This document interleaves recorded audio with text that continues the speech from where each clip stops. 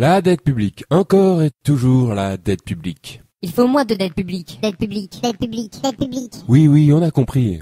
Mais en effet, il y a de quoi la prendre au sérieux, cette fameuse dette publique. Son impact est mondial, et rares sont les pays qui ne sont pas sévèrement touchés. La preuve, la dette publique mondiale n'a cessé d'exploser au cours de ces dernières décennies. Mais pourquoi autant de dettes? Que faudrait-il faire? Il faut moins de dépenses publiques. Plus de compétitivité. Un plan d'austérité. Tout privatiser. Oula, doucement, vous en êtes bien sûr? Déjà, comment expliquez-vous que autant de pays soient endettés à ce point-là? C'est bizarre quand même. Et pourquoi ne parlez-vous pas du système des réserves fractionnaires? De la création monétaire par le crédit? Ou de l'article 123 du traité de Lisbonne? Il me semble que c'est important. Hein, quoi? Hein? Je vois, vous ne savez pas ce que c'est. Eh bien, dans ce cas-là, il va falloir que je vous explique.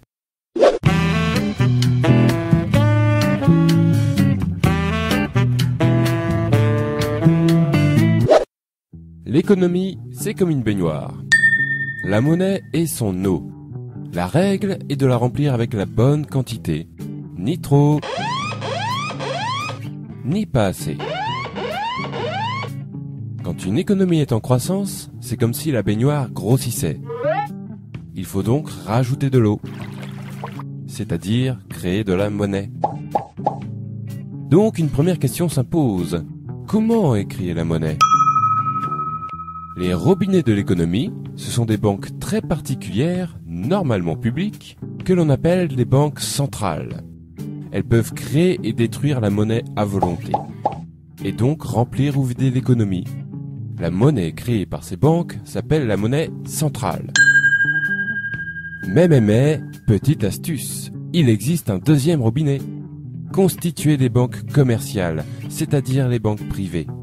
Cependant, ce robinet fonctionne d'une manière un peu particulière. Je vous explique. Lorsque l'on fait un emprunt dans une banque, la plupart des gens s'imaginent que la banque donne une partie de l'argent qui est dans ses coffres. Eh bien, pas du tout. La banque va en réalité créer l'argent qu'elle prêtera par une simple écriture comptable. Cet argent sera détruit au fur et à mesure que le prêt sera remboursé. Ce procédé se nomme tout simplement la création monétaire par le crédit.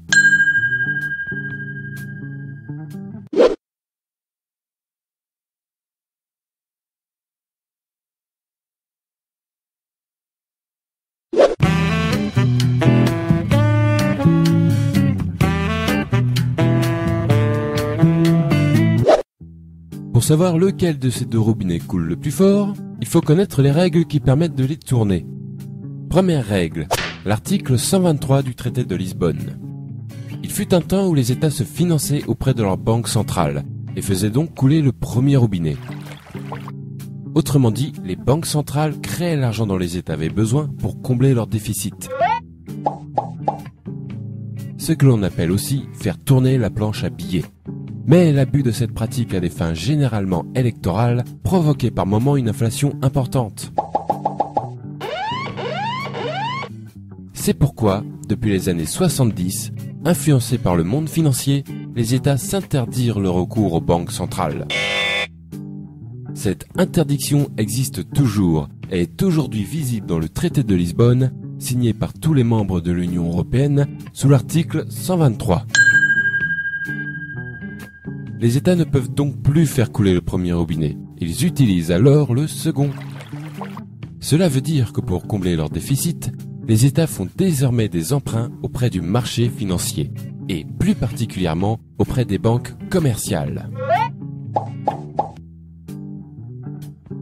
Deuxième règle, les réserves fractionnaires.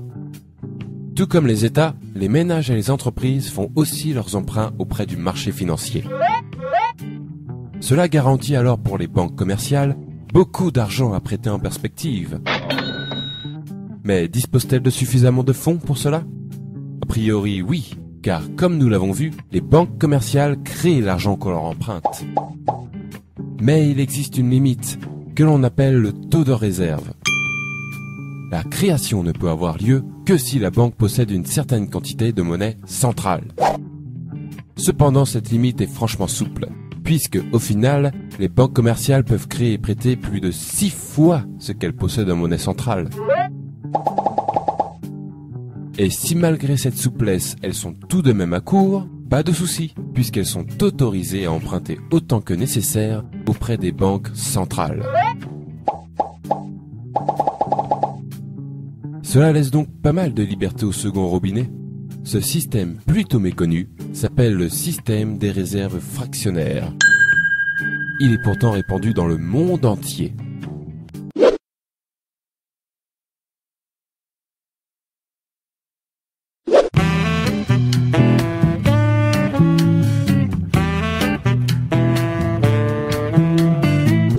Trêve de robinetterie, revenons à la baignoire. Nous venons de voir que le premier robinet ne sert plus aujourd'hui qu'à alimenter le second. En d'autres termes, la monnaie centrale ne sert plus aujourd'hui qu'un rôle de régulation pour les banques. On peut donc comprendre que la baignoire est alors totalement remplie de la seconde eau. Autrement dit, la totalité de la monnaie en circulation prend désormais son origine dans les crédits accordés par les banques. En effet, l'essentiel de la monnaie est de la monnaie dite scripturale, c'est-à-dire de la monnaie issue du crédit. Or, il y a un problème avec cette eau. Elle s'évapore. Et oui, puisque la monnaie provient du crédit, elle disparaît quand ces mêmes crédits sont remboursés. Il faut donc sans arrêt refaire couler le second robinet pour garder la baignoire pleine. C'est-à-dire que les États, les ménages et les entreprises doivent sans cesse emprunter auprès des banques pour que l'économie fonctionne.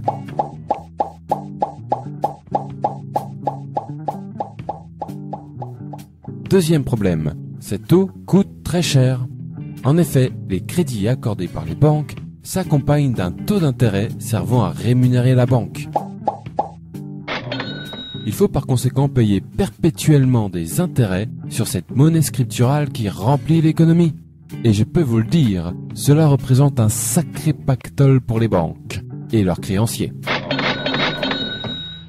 Et un sacré manque à gagner pour tous les autres. On va voir combien ces fameux intérêts peuvent coûter avec un exemple concret. L'énorme dette publique française. Respectant les règles qui ont été décrites, l'État français ne fait plus appel à sa banque centrale et paye donc des intérêts depuis 1973. Lorsque l'on somme ce qui a été payé en intérêts seul depuis cette date, on obtient le nombre remarquable de 1400 milliards d'euros. Pourquoi remarquable ?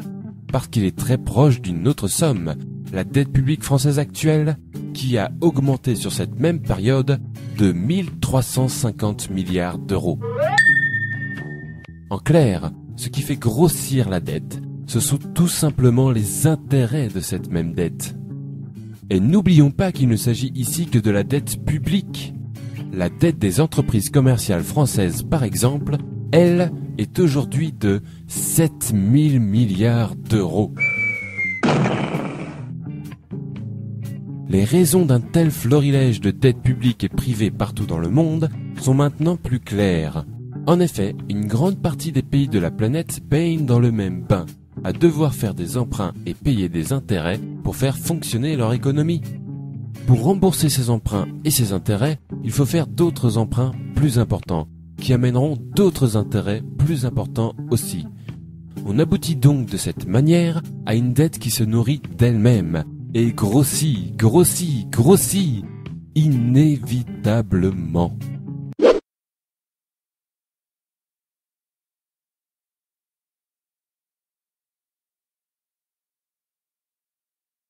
Vous avez déjà dû entendre que la dette publique est provoquée par une mauvaise gestion des dépenses de l'État, ou un manque de compétitivité, et que la seule manière de la résorber est de privatiser l'économie ou d'appliquer des plans d'austérité. Eh bien, sachez que ce sont des conneries.